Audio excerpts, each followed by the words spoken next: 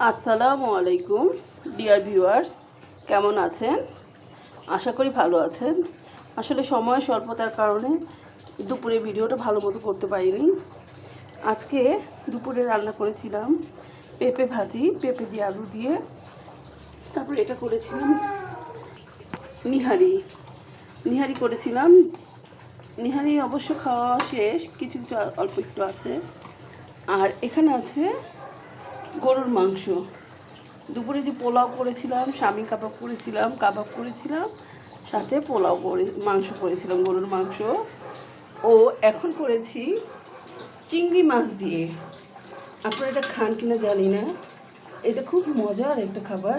চিংড়ি মাছ দিয়ে ঢেঁড়স দিয়ে রান্না করেছি। খাবারটা খুবই হালকা এবং পেটের জন্য, শরীরের জন্য খুব ভালো। এটা ট্রাই করবেন বাসায়। খুব অল্প মশলা দিয়ে এটা তৈরি করা হয়। যেহেতু গরুর মাংস নিহারি খাওয়া হয়েছে আজকে, তাই এই খাবারটা করেছি এবং আমাদের বাসায় সবাই খুবই পছন্দ করে। আমার জন্য দোয়া করবেন, সবাই আমার পাশে থাকবেন, ভালো থাকবেন, সুস্থ থাকবেন। এই গরমে প্রচুর পানি খাবেন, আর যতটা সম্ভব রৌদ্র এড়িয়ে চলবেন, ছাতা ব্যবহার করবেন। আসসালামু আলাইকুম।